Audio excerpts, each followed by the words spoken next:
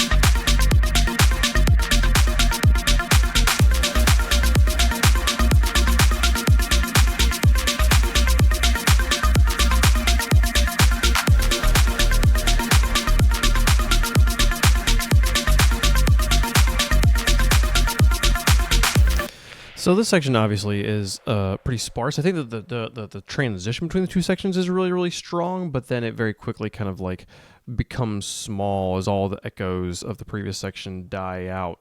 This bit over here, this just feels pretty...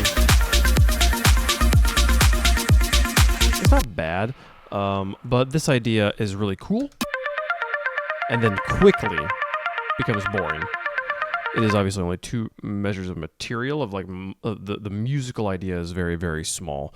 I did use a preset on this that I modified, this Dyke Pike pluck sort of sound. The only things I changed, I added a phaser. I can take this chorus off because that wasn't being used at all. Added a little bit of a filter that's really not doing much of anything other than just kind of like changing the upper shape a little bit there. This phaser is moving with this slider.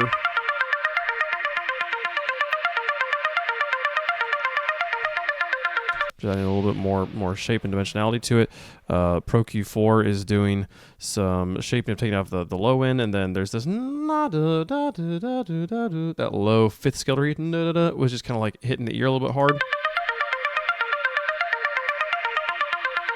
So it's kind of like pulling that down when that comes in. Though honestly, it's pretty much pulling it out the whole time there. So maybe I'm not using the dynamic EQ here correctly. I kind of want it to just like when that one bit pops up, hit it.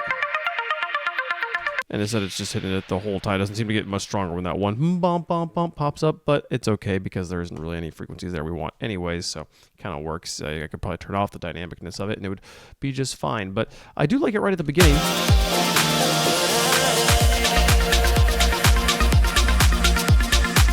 That's really nice. I feel like we need like some other thing here. I like this section because right now I'm excited with the palette we've built and how we'll be able to hopefully turn it into some other, like put some other thing on top of this to make it interesting. To have a nice cool like end of the piece new idea there before we just start doing some recapitulation stuff. We also did build this sound from scratch.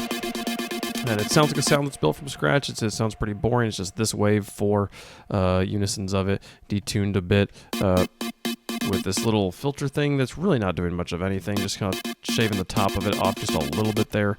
And then, so the hyper isn't on. A bit of distortion, a bit of delay that you hear bouncing around there, some compression that's pretty gained up, so it's really kind of like clamping down the top and also bringing up the bottom, which makes those delays last a lot longer.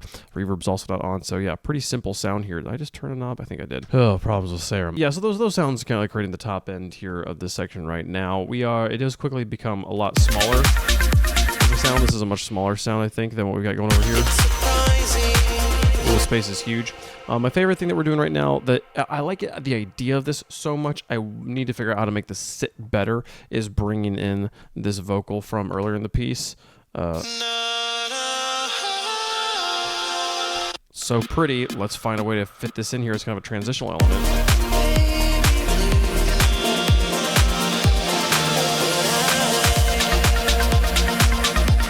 It kind of works. It also just kind of is just sitting there, almost just like kind of sitting on top or behind, depending on how you're listening to it. I don't feel like it really fits. I don't feel like I'm making space for it. I tried to like take the bass out, but obviously this isn't a bassy frequency thing, so I probably need to carve out some space out of some of the other sounds that are happening, like maybe pull this guy back. That would be interesting. Oh, let's just try that real fast here. If we pull this to here.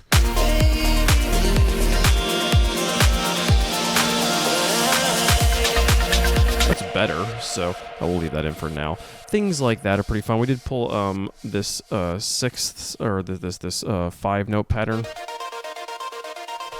over from earlier and put that in. It is, we haven't heard it since the last drop, so I think it's a good place for it. And we do tease it again in the build-up with this guy here, where it's rendered out. So I think that this is a good spot for it. Ultimately, we're getting close to having this piece be done. I'm disappointed right now that this drop doesn't feel like it's leveling up on the previous drop that much. It kind of feels like it's just a slight variation of the first drop, and I'd love for it to be like a lot better than the first drop. If you haven't heard the first drop, there's previous videos on this channel. I think like video 342, you probably can hear the drop. 342 or 343, you can hear the full drop at the beginning. Yep, that's all we had time for today, though. Thanks so much for watching. See you guys tomorrow. Bye-bye.